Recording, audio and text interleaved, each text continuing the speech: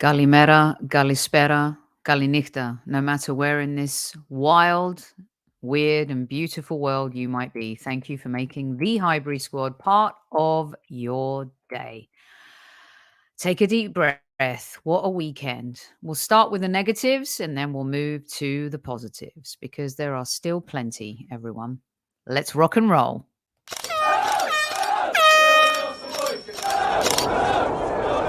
Mind the gap between the train and the platform. Please stand clear of the discussion doors. The next stop is Highbury Squad.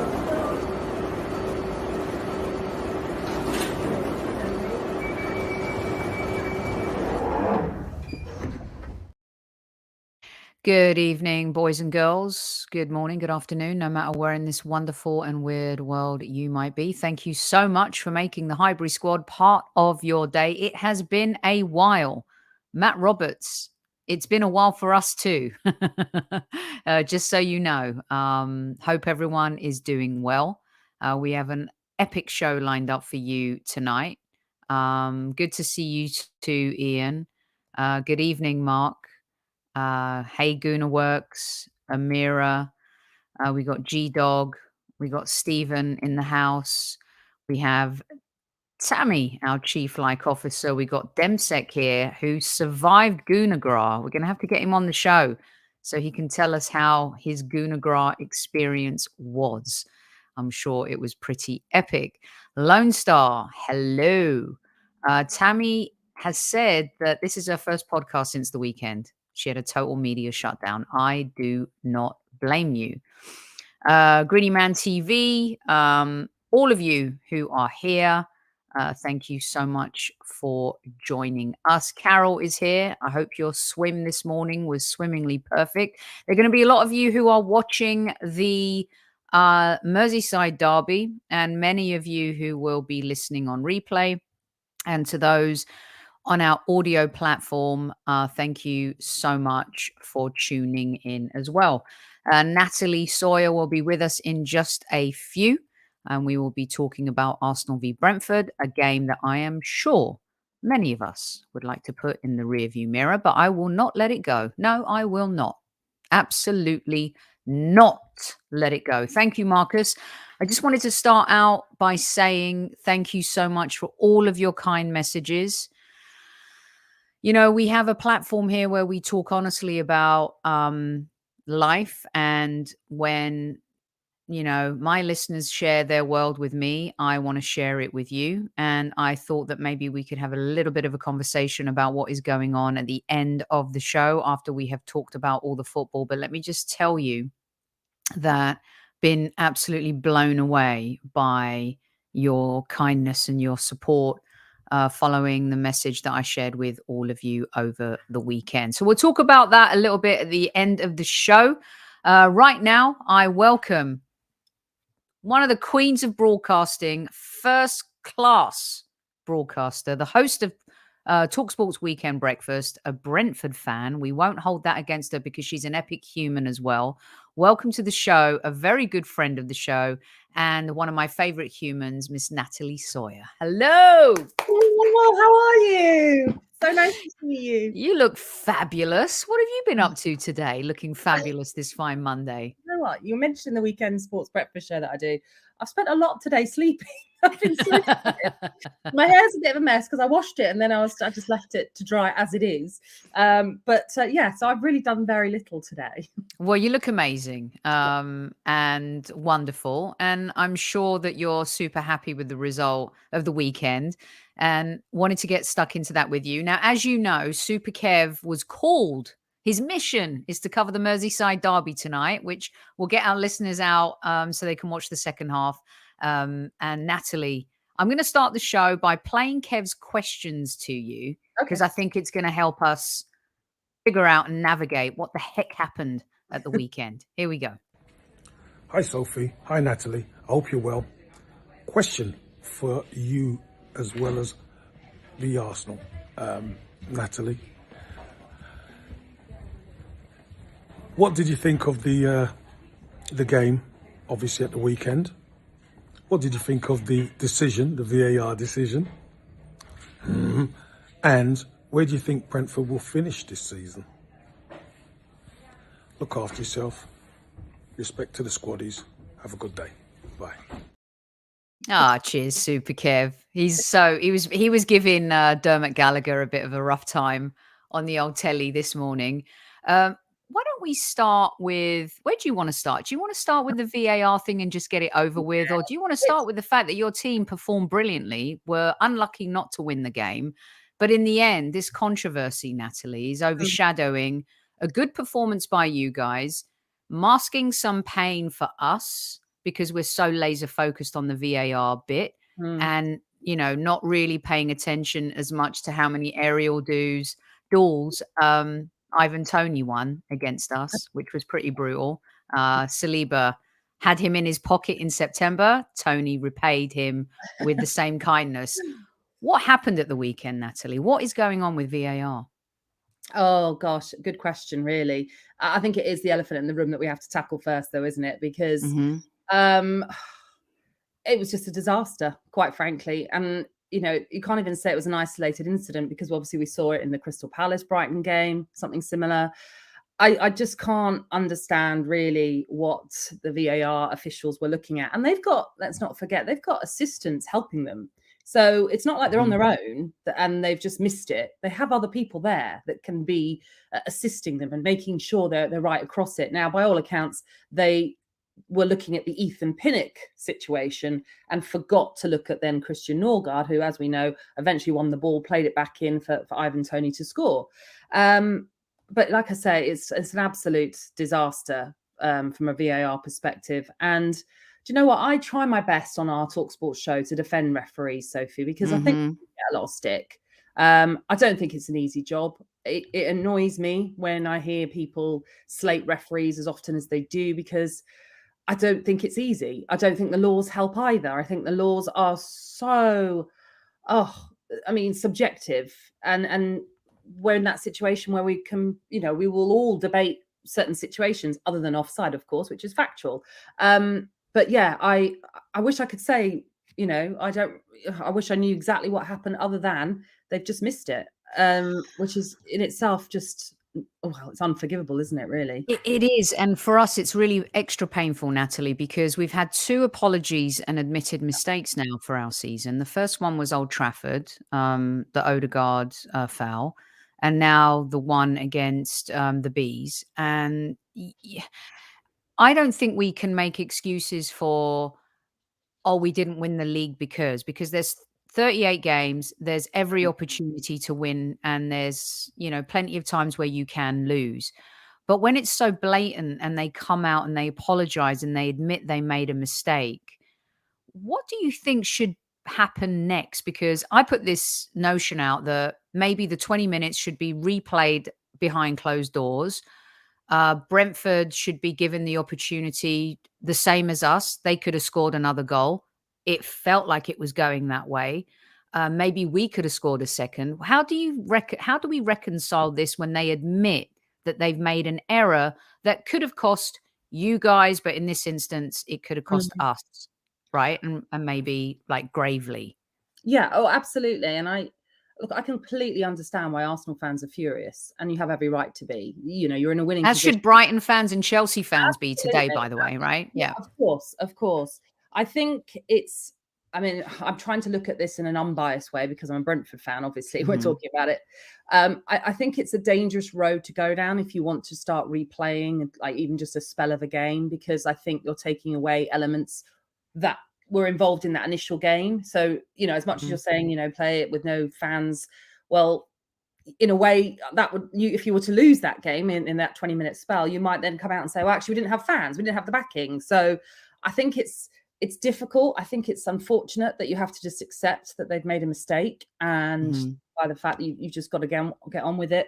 Like you've also said, you know, your season will not be based on that one result, because again, that goal for Ivan Toney didn't come right at the end of the game. It wasn't full time straight away. There was still time in the game for either you to go on and score, or likewise, Brentford could have equalised had they disallowed that goal. So that's infuriated me a little bit when I've seen Arsenal fans saying that's denied them a victory, because we don't know what would have happened. No, I agree with that part totally. Yeah.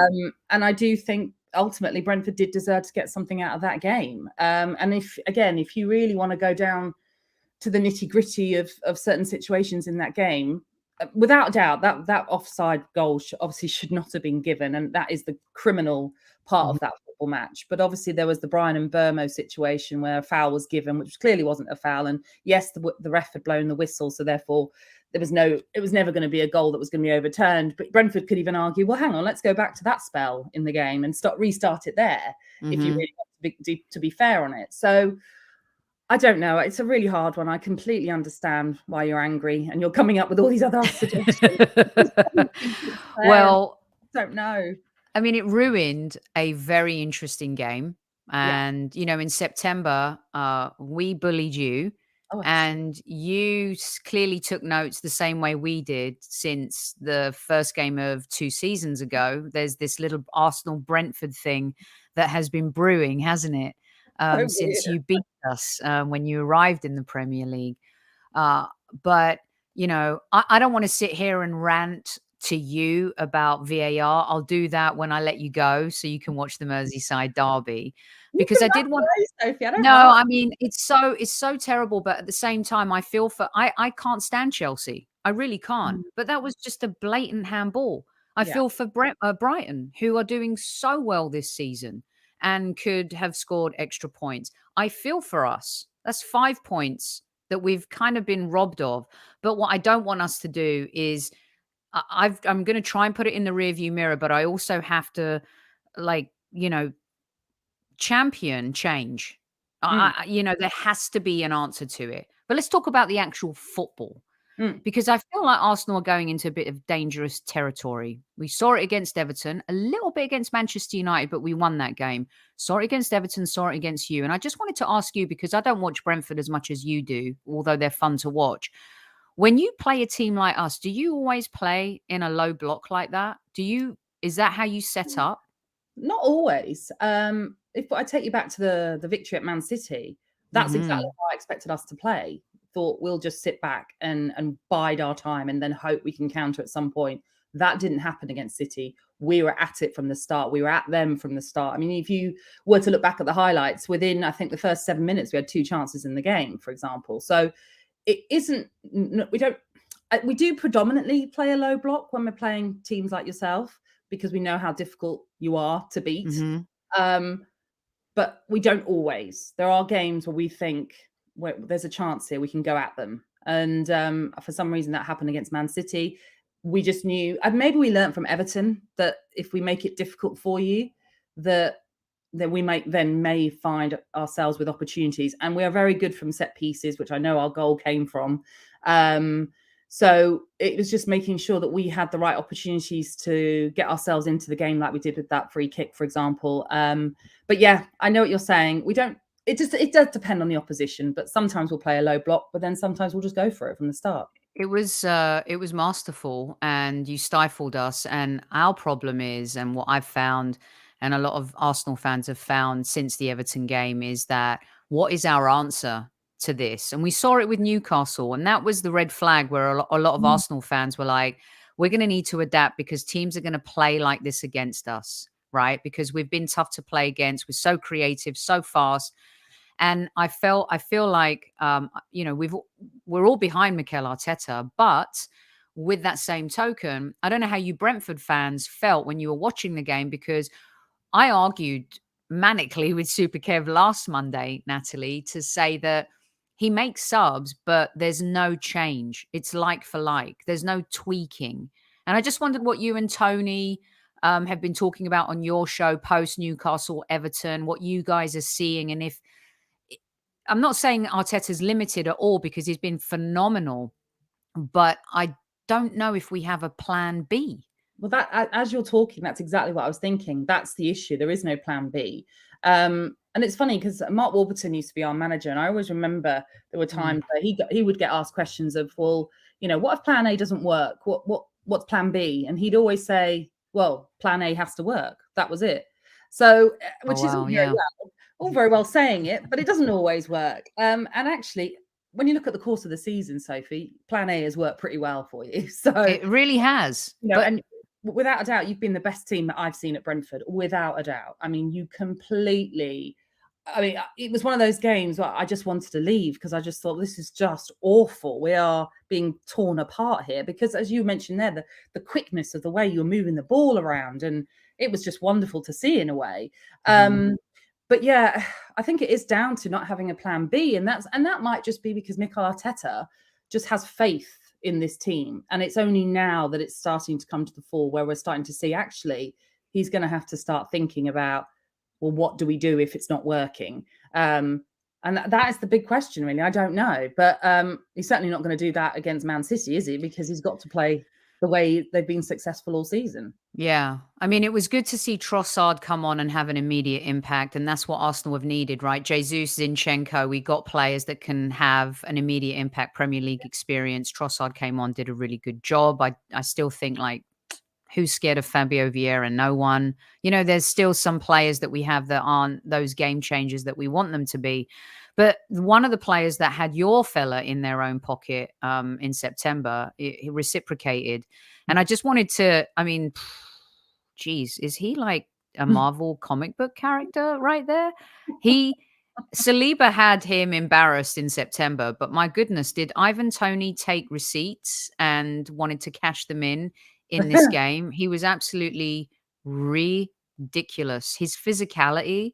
I mean, we played Haaland in an FA Cup match and never saw or experienced any of that.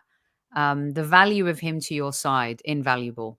Oh, without a doubt, which is why we're all worried about what's going to happen when this FA charge and whatever, you know, comes to the fruition. I mean, he has been invaluable. And, you know, strikers are always judged on the goals that they score. And obviously he's having a fantastic season. He scored 14 goals in the Premier League. He's the third highest top scorer. So, you know, we can't even argue that he's not having a good season. He's having a terrific season. But what he does in the team to, like you say, bully oppositions, the way he is a link-up play, you know, him and Brian Mbeumo just have this wonderful relationship that they've developed over the time of being together.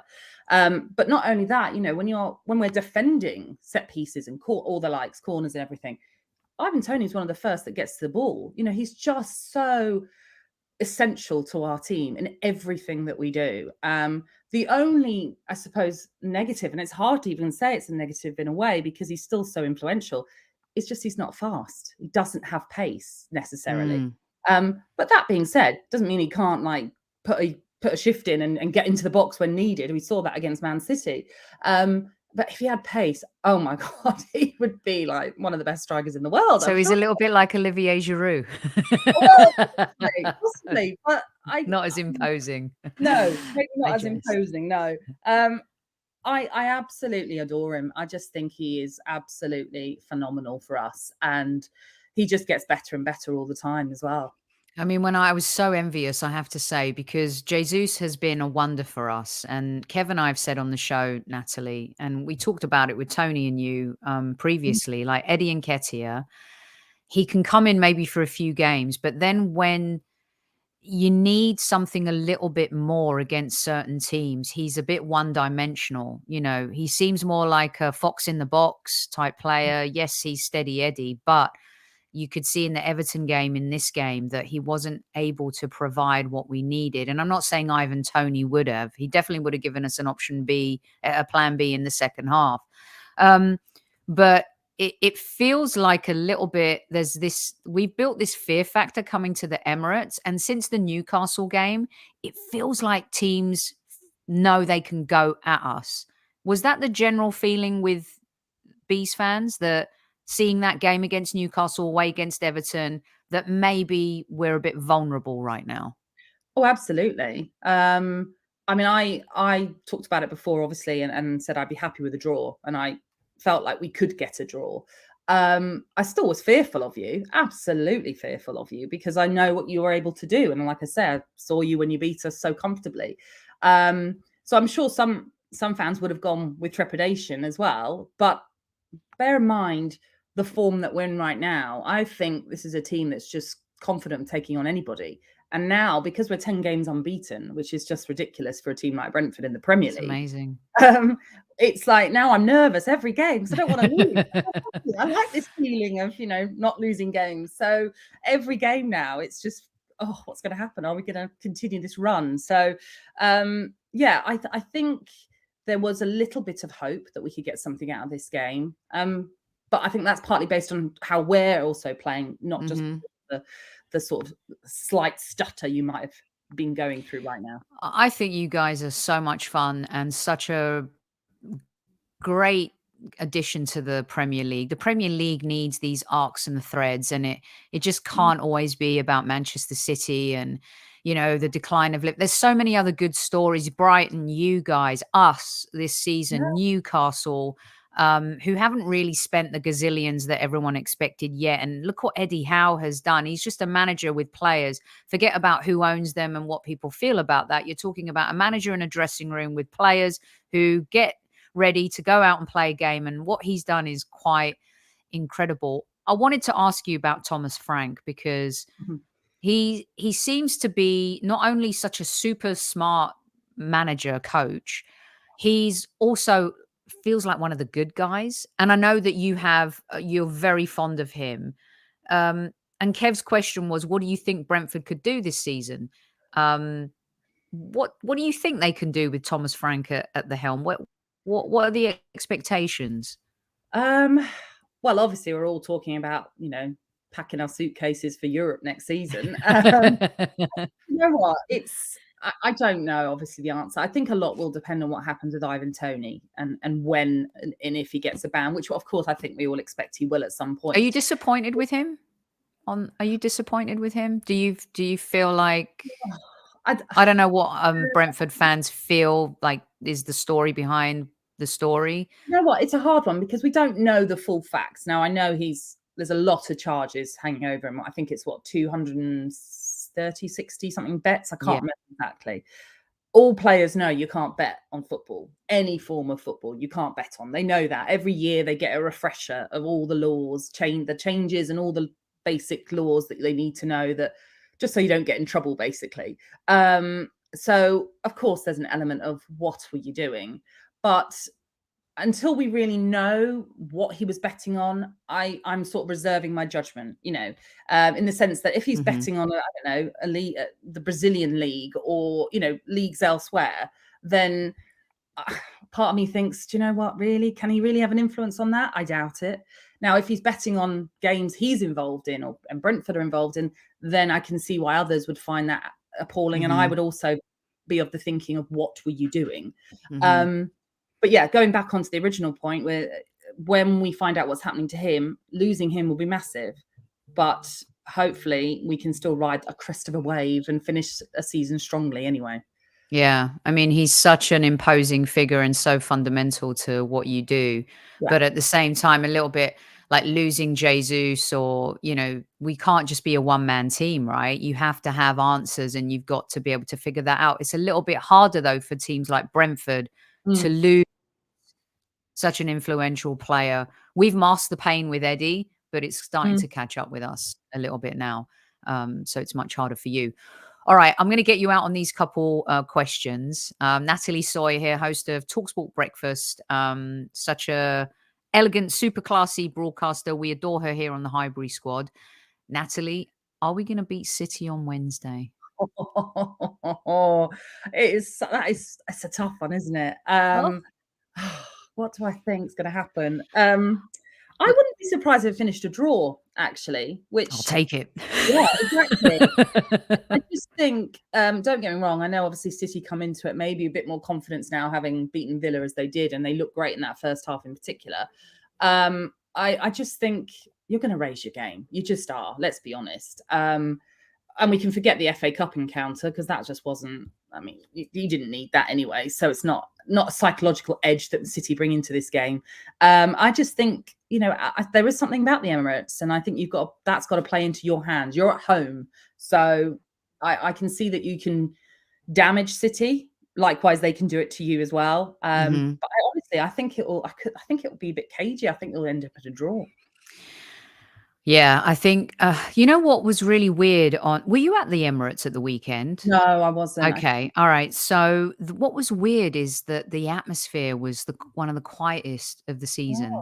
And it seeped in a little bit in the Newcastle game. And I feel like our fans are feeling the nerves. And we're definitely going to need the 12th man and that siege mentality. I wanted to ask you this real quick.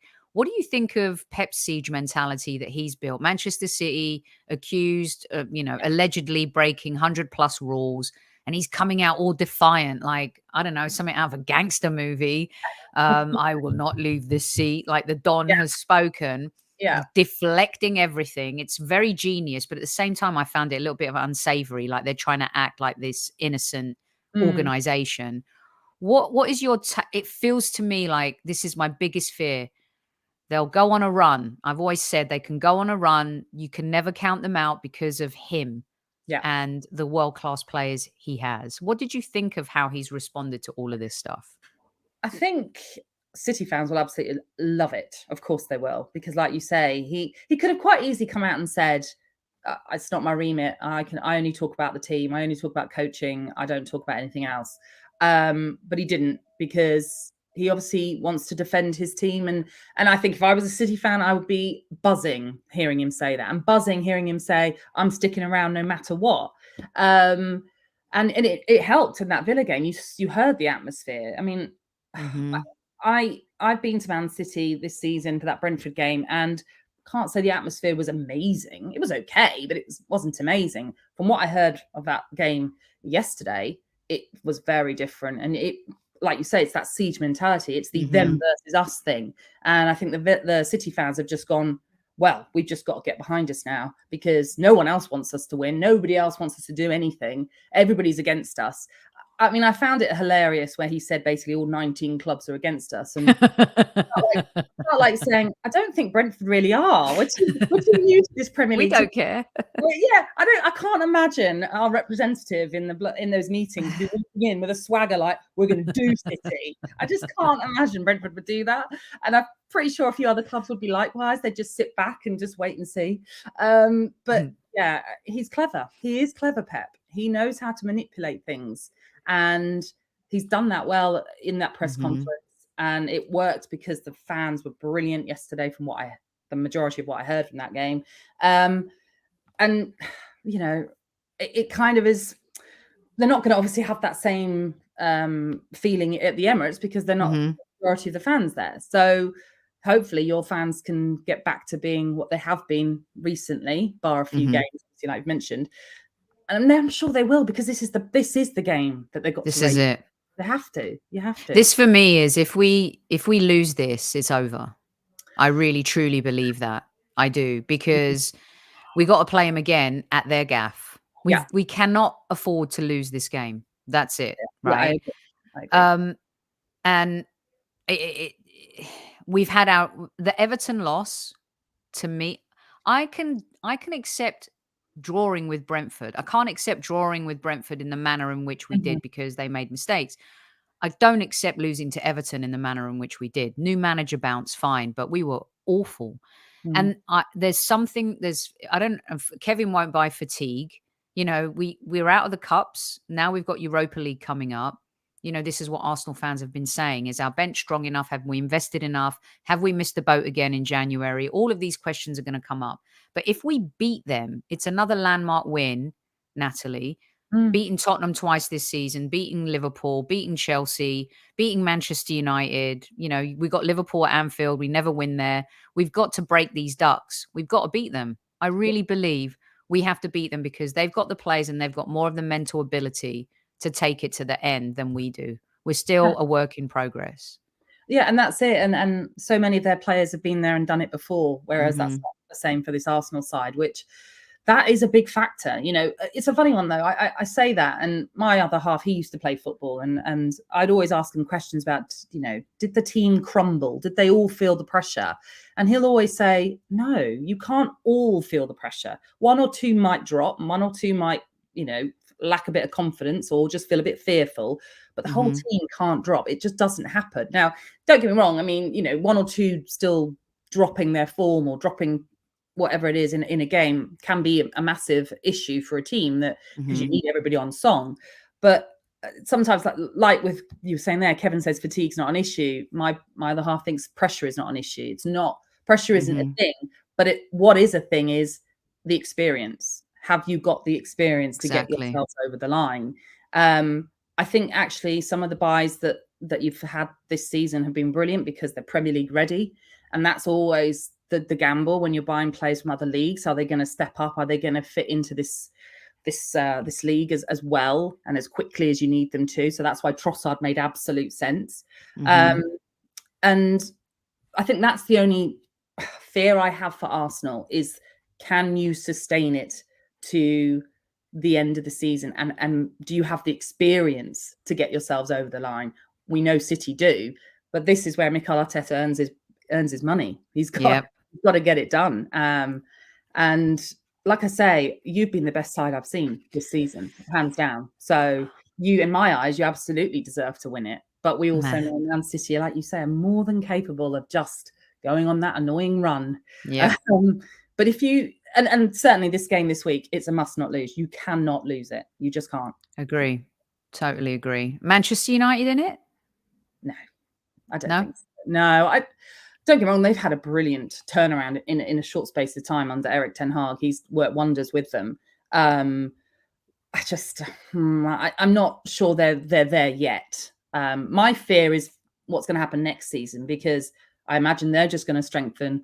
Likewise, you imagine City Liverpool will have to, Chelsea will just continue to spend money because they just were stupid. Ridiculous. Like that. And then where do Arsenal fit in that? Because you're going to have to strengthen if everybody else is. So in a way, this is your best time to win the league, knowing that next season everyone's got to be better. They've got to be better. They do, Natalie. And if you are not a Manchester City supporter, every fan in the Premier League should be rooting for the Arsenal to win it in a pure fashion, old school style. It would be wonderful. Okay, so everyone can find Natalie here at Natalie Sawyer. You can find her every weekend hosting Talksport Breakfast with Tony Cascarino as well. And sometimes deputising is Dean Saunders. I don't know how you cope with Dean, by the way. He's epic. You ask Dean a question, he never answers it. He just goes down a completely different path. He's like, he does. He's hilarious. Okay, so here you go. We're going to get you out on this and you can go enjoy your Monday evening. Who's going to win the league? Oh, why are you doing this? Notice, by the way, that everyone loves you here, including Jared. Yeah, she's brilliant. So be careful. I know, exactly. I don't want to upset anyone. Oh, honestly, no, be honest. It does all come down to this one game, doesn't it? This week's game. And I think whoever, if there's a team that wins that game, I imagine they're going to go on and win it. I'm nervous about the end for you guys and the experience. Like I've said, I want you to win it. I really do want you to win it, because like I say, I think you've been brilliant this season. City have just been all over the place at times. So my heart says Arsenal. Can we just go with that? Okay, I love that. Your heart versus your head. That's a perfect way to end it. Exactly. Natalie, thank you so much for coming to hang out with us. Good luck to your Brentford. They're great for the league. We hope you guys continue to do well for the rest of the season. And we'll maybe have a chat with you at the end to see how we wrap this puppy up. Absolutely. Love it. Thanks for having me on, Sophie. Lots of love, Natalie. Take care, mate. Bye-bye. Excellent stuff from Natalie Sawyer, the host of Talksport Breakfast. Please check out Natalie's stuff. She's brilliant. And yeah, the heart, the head. She is an epic guest. She's an epic broadcaster. And we have another guest coming on right now. And he's one of our favorites, an expert on French football, author, journalist, and a good friend of the show. Matt, welcome back. Hi, Sophie. Great intro. Thank you. I'm not epic, but that was pretty good anyway. You owe me a few bucks. How about that? You owe me. Hey, listen, before we talk about the second part of the show, because I've been gagging to have a chat with you, and you did a brilliant interview with Balogun, and I can't wait for you to share, of course, everyone saw it, but the insights, like what you kind of grasped from, spending time with the young fella. Real quick, I wanted to get your take. You cover French football, you cover world football. What did you think of the VAR stuff at the weekend, mate? Yeah, pretty shocking. What did I think of it? I mean, I was saying to people today, I almost would have preferred it not to have, been revealed that, that the mistake was made and that the official forgot to check for that last offside. Part of me, as an Arsenal supporter, would have actually rather just think, oh, something happened. Okay, but it's really hard to take, when you think the guy just didn't do his job properly. So it's really bad. I've been talking to some people out here in France. We think the referees are pretty bad here in France, but we also think that they're much better, or the French authorities have got VAR much better in terms of the way it's run. I think in the Premier League, there's so much.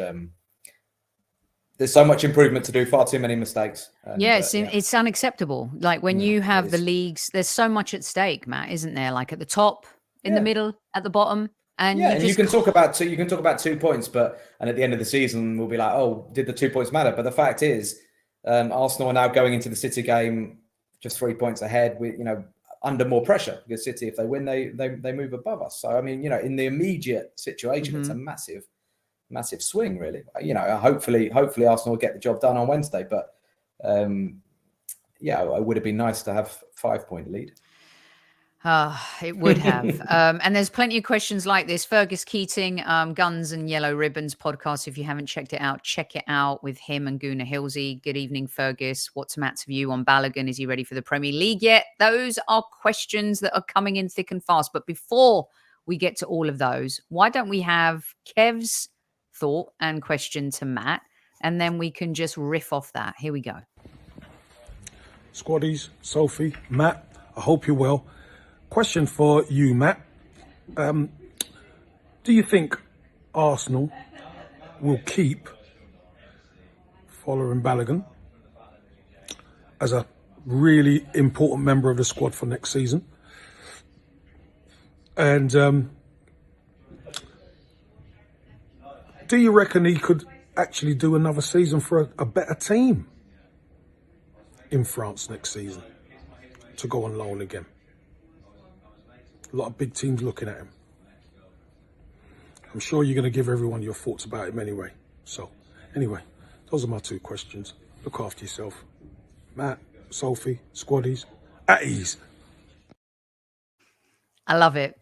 So Kev does not have him starting, clearly. So Fergus's question about whether or not he can start in the Premier League, Kev is maybe thinking about him going out on loan. When we were looking a bit desperate when Jesus went down, and of course, Arsenal fans are very split on Eddie Nketiah.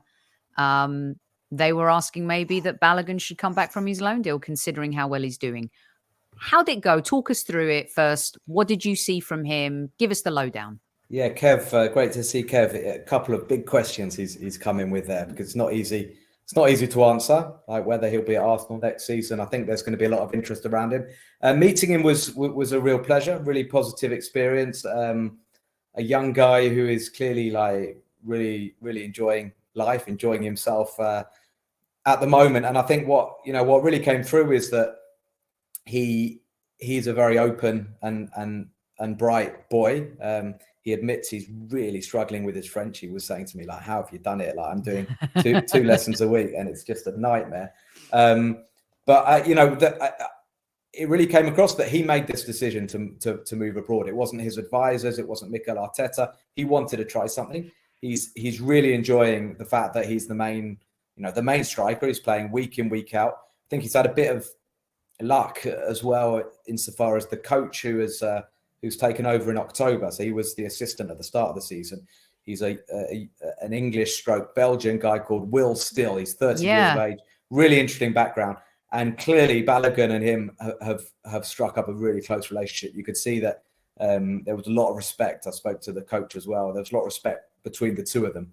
And I think they know they can do good things for each other's careers. I mean, if Balogun keeps scoring, that's great for the young coach, and obviously vice versa. So look, he's I enjoyed it. Really good answers. He thought about the questions. And he gave good answers, and it came across that he was obviously frustrated at Middlesbrough because it took him a while on loan to sort of get scoring. He didn't start that many games at Middlesbrough. I think he didn't score till his 10th appearance, and he'd only started a couple of games or something. So, from here, I think he got 3 in his first 3 games, and that really helped him. And it's an incredibly sort of multicultural team. They've got players rounds from all over the country. So it's probably more English spoken on the training ground than French. So I went away from it thinking, oh, what a top lad. I'd love to see him playing for Arsenal.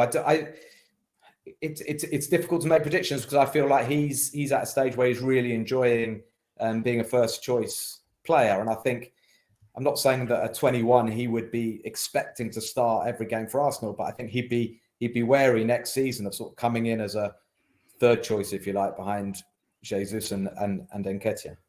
Let me ask you this question and tell me if you think I'm absolutely crazy and nuts. Because, we see players, Matt, and you get a vibe from them and a feeling. And I've always felt whenever I've watched Balogun that he has a mix. He has a little bit of Ian Wright. He has a little bit of Kevin Campbell.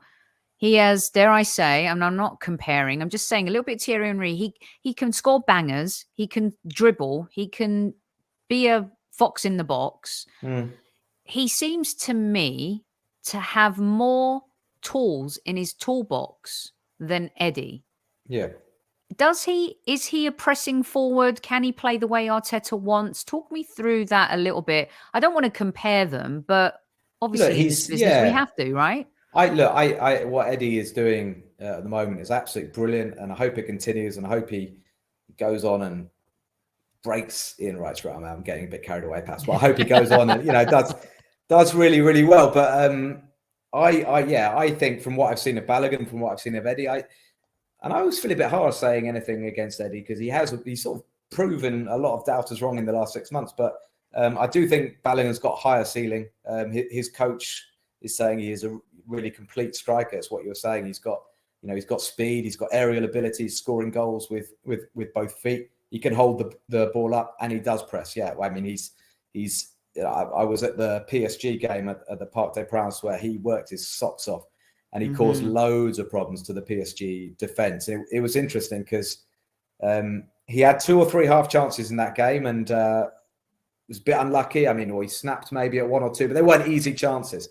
And I was thinking throughout the game, I think if he gets one chance, he's going to bury it, like a proper chance. And I was talking to the coach, the Reims coach, and he said, as soon as Balogun was played through, this was in the 96th minute, he said, I knew it was a goal. And I said, come on, 96th minute. Wow. He'd been running his socks off. He must have been exhausted. Oh, no, but we'd worked on it before the game. We knew what Donnarumma does in one-on-ones. I knew he'd put it away. I was like, okay, that's, it's pretty confident. And he is exuding that sort of confidence though at the moment. You give him a big chance. Doesn't matter if it's the last minute against PSG. And in that game, in that game, the pressing game was really, really apparent. So I think he's got the tools in his box. I think he's not the finished article at all. Mm-hmm. It's funny you mentioned Thierry Henry because he talked to Henry that night because Henry was working at the PSG game and Balogun told me he spoke to him for about 20 minutes before the game, which was quite interesting. And Henry, I was near Henry in the press stand, and Henry was really happy when Balogun scored. Oh, that's so awesome! I love that. That was really nice. But I was kind of thinking, well, I was going to ask him like, who's your role model and stuff, and he's too. This makes me feel so old, but he's kind of too young to have watched Thierry in his prime. Do you know what I mean? Craziness. So, players are already too young to have watched Thierry. And what's quite funny, he talked about the Brazilian Ronaldo. It was obviously, he's watched YouTube videos, but then the role model he talked about was Kylian Mbappe, and that really made me feel up. He says he watches Mbappe and how he plays and tries to learn certain things, but why not? He's a good guy to watch.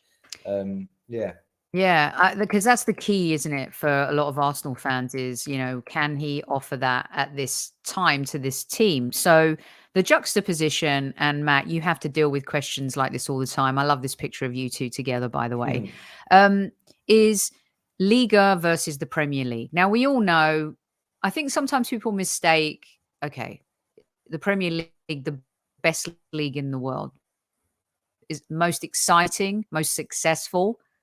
Sometimes the football can be crap, and it has been at times.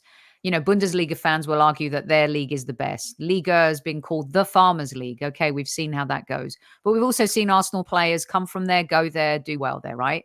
So he's doing this in Liga. And the number one argument from Arsenal fans will be like, well, if he was starting up front for us this season, he would never be doing that in the Premier League. Why? He's the same player. Okay, systems, competition.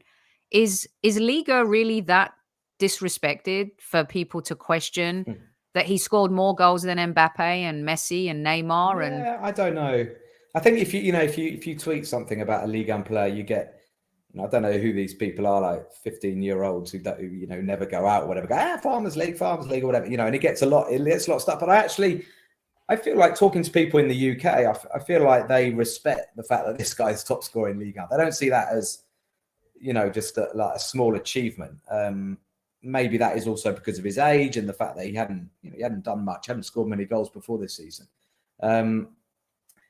And it is something that really annoys me because, look, there are players who do badly in Ligue 1 and move to the Premier League and are really good. And I'm quite a sad bloke. I spend my time like noting down these players' names and stuff, so I can what about him? You got on your list? Who's on? I've got on my list. Who's on your list? Yeah, Lyon players generally, like Joachim Anderson, players like that. He was awful for Lyon, but there are, you've caught me a little bit cold, but I could get. I next time I'll read a list of 20 players who've done better in the Premier League than in Ligue 1. But no, but the thing is, what I'm saying, Sophie, is there are so many different factors. It's about languages. It's about arriving at a club at the right time, the club that want you, the club that don't want you. And I was looking at Nicola Pepe's stats have improved slightly in the last couple of weeks. But I was gonna give out on Twitter the goals and per minutes and stuff because he was actually doing worse at Nice than he did in England. And obviously, that's not good. Obviously, for Arsenal's loanee, he's not doing particularly well. No, it's not. Now they've changed the coach. Maybe things will pick up. But it's not just about moving leagues. It's about so many different things. So look, I predicted. Should Arsenal keep him? I think Arsenal fans, because of the season that he's having, they want to keep. They want to keep this young man. Arsenal fans definitely do, but it's not going to be up to us, of course. But when you look at Saliba, okay, so let's talk about that model real quick, right? Saliba and his loan periods did in the world of good. Okay, he's not that great right now since post-World Cup. Players go through ups and downs in a season. It's a little bit alarming, if I'm going to be honest. But, when it didn't Jesus, but that wasn't calculated. I've said that, Sophie. That was you have. Arteta didn't want Saliba. Arteta, and he's. But we're not going to go back through all that. He's kind of fallen on his feet because Saliba came back and obviously did really well and started in August, and Arteta had no choice but to keep him. Anyway, I don't want to get. I know. When he was at Marseille, yeah. We've done that. Balogun's different. I think Arsenal definitely feel like he's a player who needed more experience and wasn't ready, perhaps still isn't ready for the Arsenal first team. But I think they need to keep him. And I think that there's going to be a decision to make this summer. Because I think if I'm not mistaken, his contract is out in 2025. So it's got 2 years. So it's like either he extends and either goes out on loan or stays at Arsenal, or Arsenal will need to sell. And a lot of Arsenal fans too are like, we didn't buy striker because maybe Balogun will be the guy. Age, people keep talking about age, but then you see young players like, Foden, there's something going on there right now, but there are young players in the league. Look at Saka, for example. He's given a chance and he's run with it. Emile Smith-Rowe, injured now, but given a chance, they run with it. Arsenal, of course, love a Haylender. And that means a lot to us. He also seems like a really ambitious guy. So I'm going to rattle off these questions for you. I'll just interrupt you one second. He's mates with Saka. That's what he told me as well. So since the age of 10 or something. Because I said, what do you think? We're going to win the league and all this. And he says, he's talking to Saka quite a lot. So, that's good. That's excellent. Yeah, that's excellent to hear. Did you get a sense that he loves Arsenal? Like it's in his blood? Or was it more focused on, this is about me right now and less about my love for Arsenal. This is about me trying to prove what I can do, in a league where there's some great players who are up for Ballon d'Ors and stuff. Yeah. I look, the warmth and love for Arsenal was there definitely. Like when I talked about the season and what, how he's sort of keeping tabs on everything and what have you. But he felt like a guy. Yeah, detached isn't the word, but yeah, he's focusing on his mission right now. Like he definitely felt like, he was keen to focus on what's going on in Reims, and I think, and it's natural. I think he's more excited about the fact that he's top scorer in France, and he, and he's having the best season so far in his career. But yeah, I mean, I don't know. It's a hard one to answer that, actually. He didn't sort of come across saying, I'm desperate to play for Arsenal and stuff. He sort of said, we'll see what happens at the end of the season. Maybe a smart move, more focused on the interview with you and his experience in France. And I kind of like that you didn't, because, with Saliba, it was always being pushed, the question. And then the interviews and Arteta, and there was this kind of, tete-a-tete and everything. But with him, I'm glad that he's just there, he's enjoying his football, and we'll see kind of what shakes at the end of the season. But I do have some questions for you from our listeners. Okay. So you've been I think we've all been pronouncing this incorrectly. It's really hard, isn't it? Is it? So I had to switch into French. Reims. Clearing out the throat. Reims. Yeah, we've got a new Scottish commentator working for us, and we told him to pronounce it like Reims. No, like Rance, like a Scot would say dance, but like Rance. Right. Rance. No, Rance. I don't know. Rance. Yeah, Rance. It's a tough one. Anyway, Rance. I would say Rance. So let's see. Mark's question is, why would Balogun sign a new contract with us just to go on loan again? That's probably the question he's asking himself, I would say. Yeah, I think that's a really good question. And I think, to be honest, I think Kev was asking about, whether a big French club, might be an option, and I think it might be an option, but I don't think a Marseille or a Monaco would want him on loan. I think they'd want to buy him. I think if it's a French club, a club that's playing in the Champions League or competing for the title. I mean, they might. I guess Marseille have taken Arsenal players on loan, haven't they? So they might do. But I do feel he might be eyeing a permanent decision. Do you know what I mean? Either Arsenal or a permanent move away. Yeah. I mean, I would love for us to keep him and give him a shot. I think that Brentford game 2 years ago, it felt like he and Martinelli in that match were thrown to the wolves in a transitional Arsenal team that just had apathetic players who gave zeros about playing for the club. It was almost like being set up to fail. Greek Commander, a question to Matt. How long before PSG get bored of the cakewalk that is Ligue? There's no challenge there. I assume they would push for Super League. Are they they're a Super League endorser, PSG? No, they were against it. Yeah. They were against the Super League. Is that the cakewalk that PSG they've lost? Well, they've lost four. This is month, against so this Lens, is the thing. Lens, Rennes, Marseille, and who was the other one? Anyway, so cakewalk. I don't know. No, it's the league. The league's good at the moment. I would say that. Yeah, PSG are 5 points clear, but they're shaking, and Monaco and Marseille are looking good. I would say PSG have regressed, and I fear we might see that against Bayern Munich tomorrow, because I want my French teams to do well. But but the others are improving as well. So I'm afraid they can't get bored of Ligue 1 because they're the French capital. They're not just going to go and play in, I guess, the Super League. Yeah, but they're against that. So. Yeah, and for some, they're always going to be judged, aren't they, on the Champions League? How much do you think Balogun is worth, our Stemsek? It's a good one. At this moment in time, I mean, how much is he worth? Are we comparing him to Mudryk, or are we Anthony? So, or are we going I mean, let's do that. Why not? Let's compare him to Mudryk. It's just the market is so mad, I mean, he's a British player as well. So if he's going to go in the UK market, it's massive anyway, but especially if it's a UK to UK transfer. I mean, he's got to be, after the season he's had, in the league he's had, surely he's got to be 40 million minimum. I was going to say 40 million. I think if he finishes Ligue 1 top scorer, you're looking at 60 million.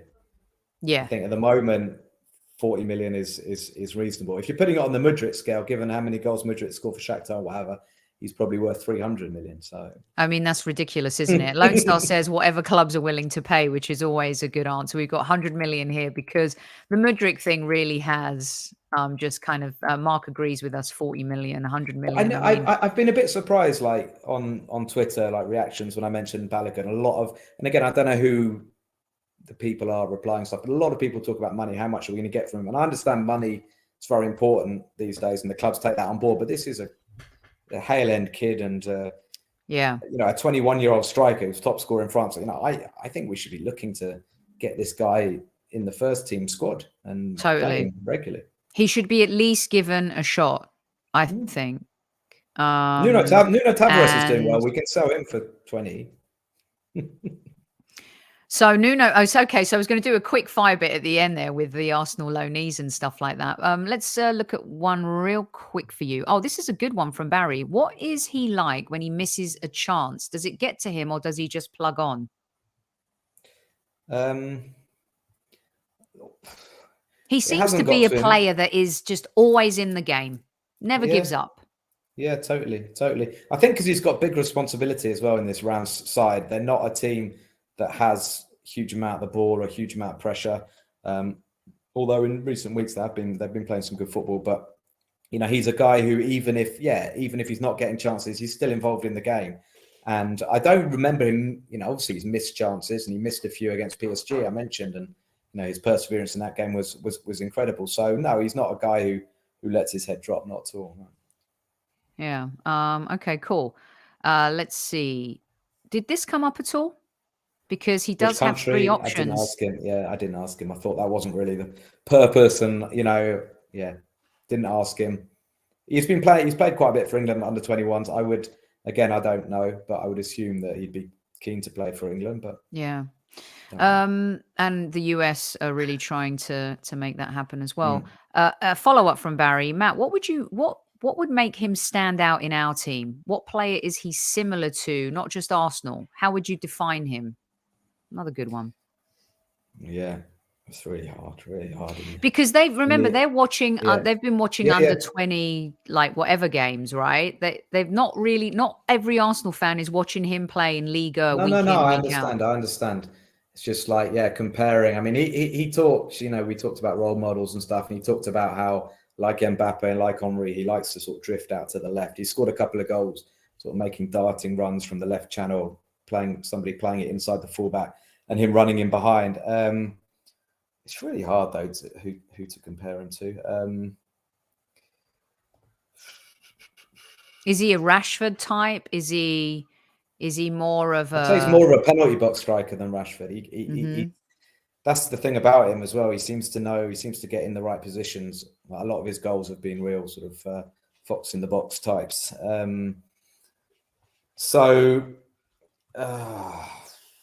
Not Rashford. Give me. Kevin Campbell. I mentioned him at the beginning of the show. Right, the guy who can do a bit of everything. Yeah. Left foot, right foot. Yeah, and he, I think his hold-up play is getting much better. Yeah, I'll have to think about it. I'm too tired to come up with that now. Was there a third part to that question? Sorry. Sounds more like Henry. But he's a bit more physical than Henry. Do you know what I mean? He's a bit less. He's not going to go on 30, 40-yard bursts so much. You know, he's not much of a dribbler like Henry. Although he is quick at over 20, 30 yards. But he's not afraid of the dirty work. He really, he'll scrap for balls in the box as well, cause sort of problems to defenders more than I'd say an Henry would. I feel like his movement is. I feel like his movement is superior to Eddie.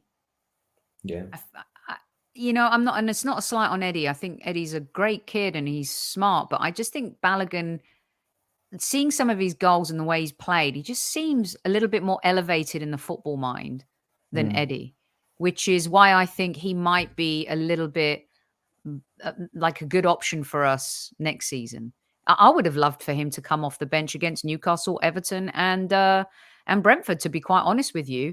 That's the part where Arteta, he's got plays on the bench. And Kevin and I had an argument last Monday because I was like, there's no plan B. And he's like, of course there's a plan B. He makes subs. And I'm like, yeah, but he makes like for like subs and then doesn't tweak it just a little bit. We're very predictable right now. We're a bit too one-dimensional, especially when we're facing teams who play that low block, Matt. And we need a little bit more of the intelligence. I think it's good for Balogun that he wasn't called back in January. I don't think it was something Arsenal considered. Well, they obviously considered it, but I don't think they spoke to Balogun about it. I think the plan was to let him play a whole season out there. I think he may have been able to help. Probably might. Well, I don't know. But in the big picture, I know it's hard to look at the big picture when you're in a title race because it's all about now. But I think for him, it's definitely much better to have that full season out there rather than come back and suddenly be a sub again and be asked to kind of play that role. And also to be a fall guy, if in case things don't work out. I would hate for that to happen to him after this confidence boosting building season in Ligue where he's like, just amazing. I don't care.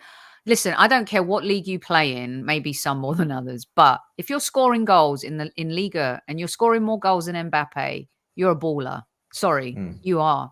And I rate him really highly. Great one from Lynn, and it's coming from a few. Would you sell Nketiah and keep Balogun? No, I mean,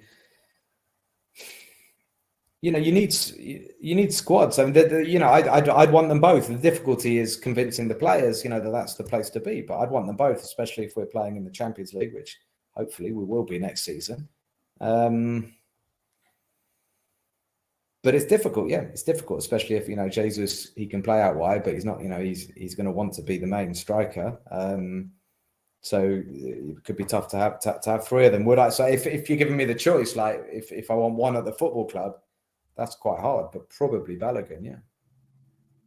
I would agree with that right now. And, that's not a slight on Eddie in any way. I just, like I said, I feel like he's a little bit limited. Thibaut, he's a good striker, but we need more than good. We need versatility as well. We need players to play the way Arteta wants, and it's tough.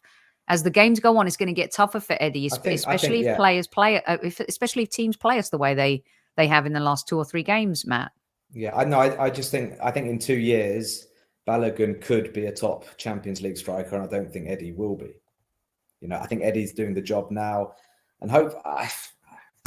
It's like you're saying bad things about your children when you say something bad about Eddie, isn't it? I know. Like, just let's keep saying bad things, and maybe he'll keep just like outperforming and proving us all wrong. So, okay, we'll get you out on these real quick fire ones. Arsenal losing to drawing. It felt like a loss. I'm saying losing. Lost to Everton. Drew against Brentford. City on Wednesday. What does Matt Spiro's crystal football say? It's really, really hard. Like I think. Look, I think this team's fantastic, and I think they're giving us a few sort of worries at the moment. But I think they're going to turn up. I think the Emirates is going to be absolutely electric, and I think this season we have been a better team than City, and I think we're going to show that on Wednesday. Do you make any changes? Good question. I try. Yeah, but you say good question just to buy time. I think Yeah, totally. Every question's been good. I think I possibly Trossard for Martinelli, possibly.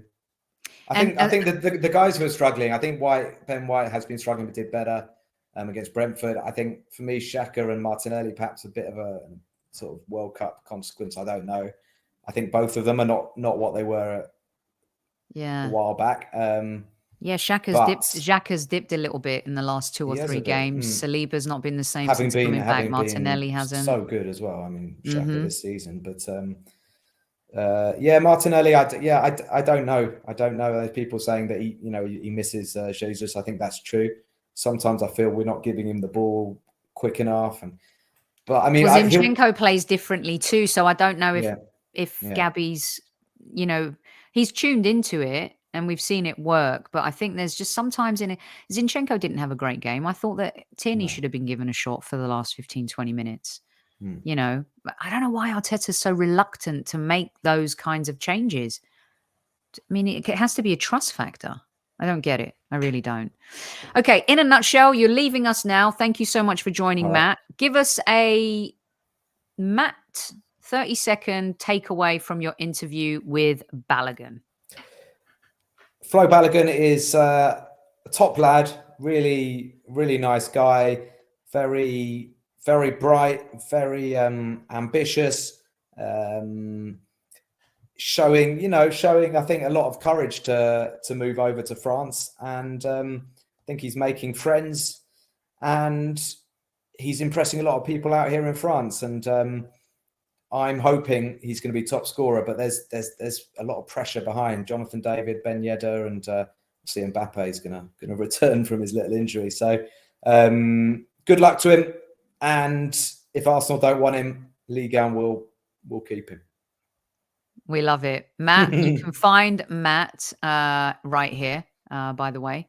And you can buy his book as well on Amazon.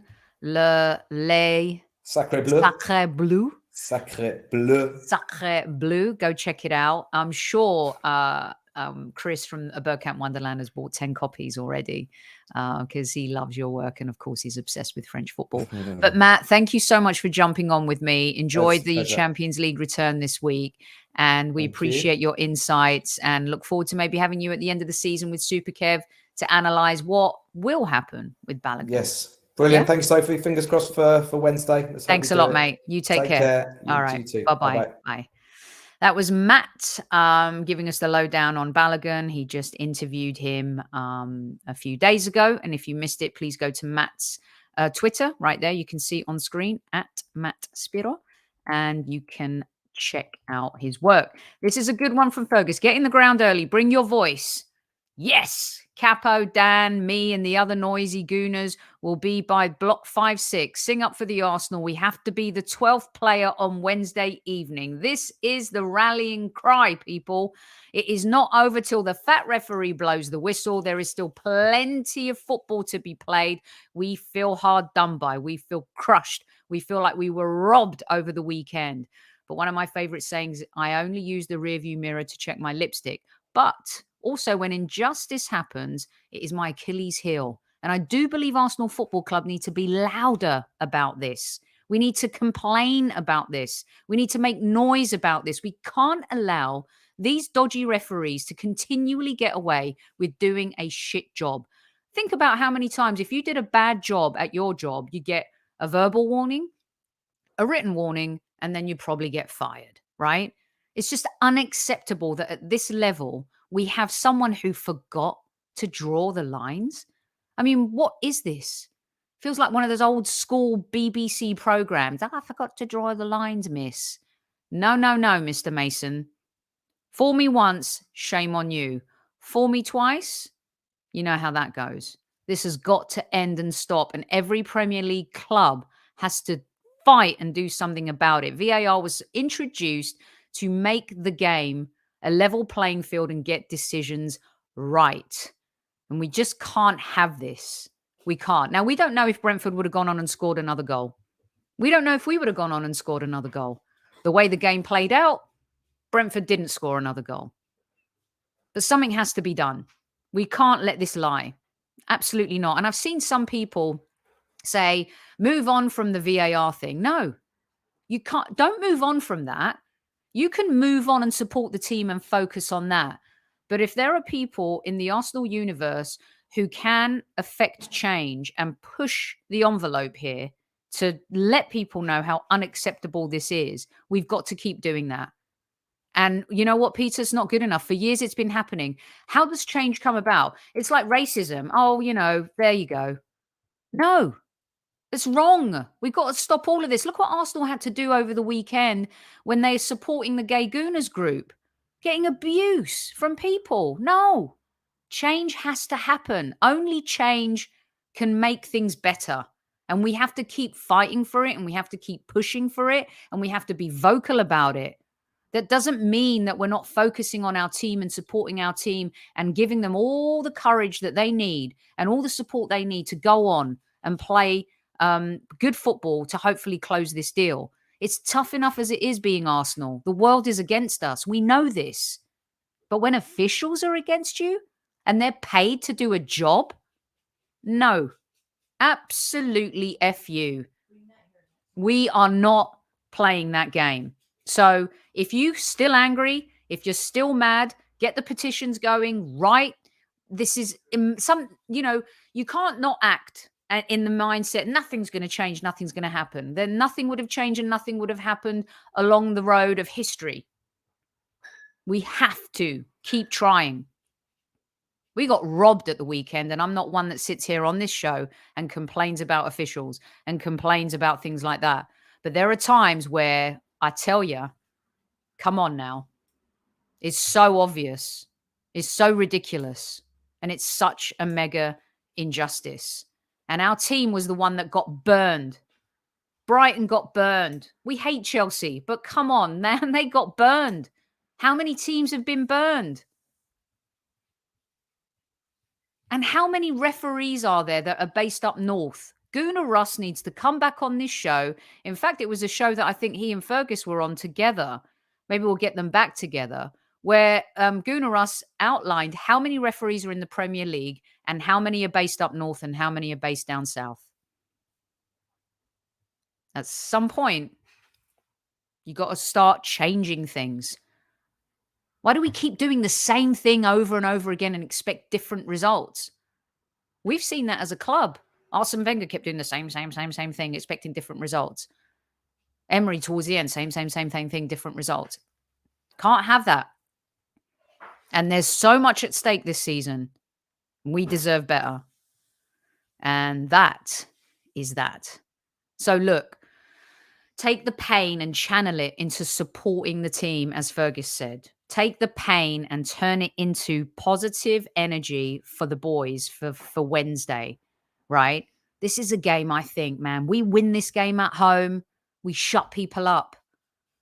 We shut people up. They are waiting for us to fall. They're waiting for us to collapse. They're waiting for us to fall flat on our faces. And I swear, I hope that Arteta and this team can find a way to shut everyone up.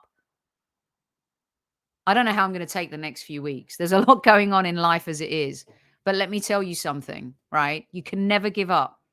And I truly believe that what is going on in my life right now is a reflection of I will never give up on my team. We should never give up until the end. We can never give up until someone tells us there's no hope. We can never, ever, ever give up.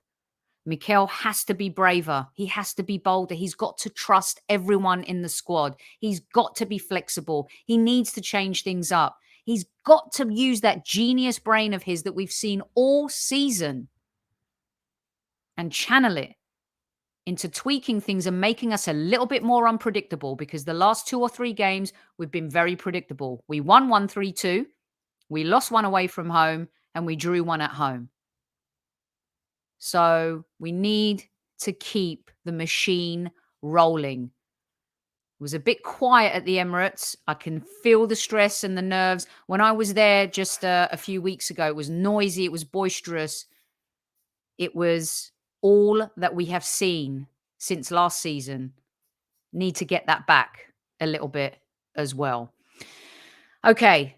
I wanted to thank you guys from the bottom of my heart for all of the kind messages that you have sent. I said I'd address it at the end of the show.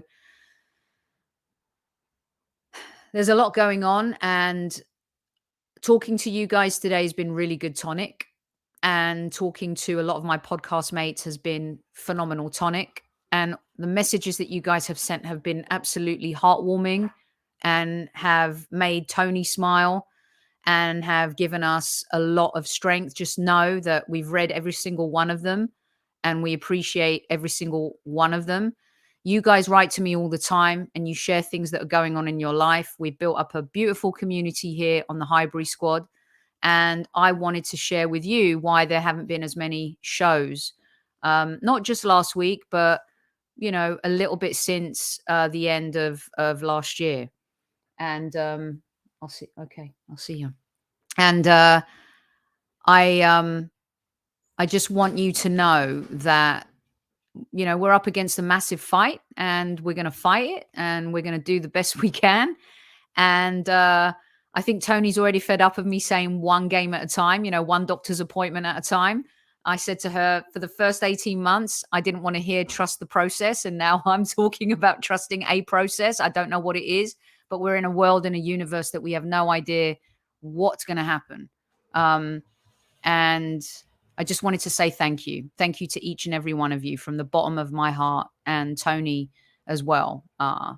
And, you know, you may see some guest hosts depending on how things go over the next few weeks. I will be here by hook or by crook after the Manchester City Arsenal game on Wednesday night, and the rest we will take from where we go.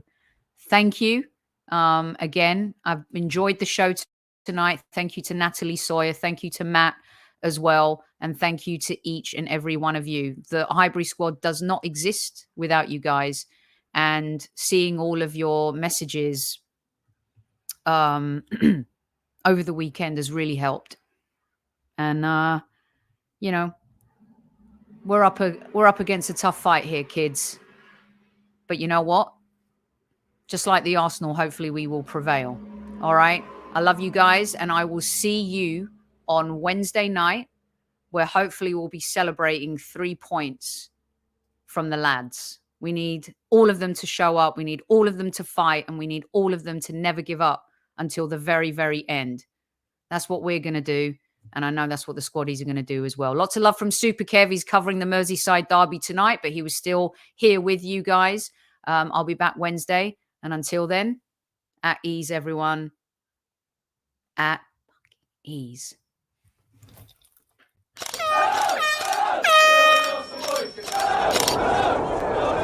Mind the gap between the train and the platform. Please stand clear of the discussion doors. The next stop is Highbury Squad.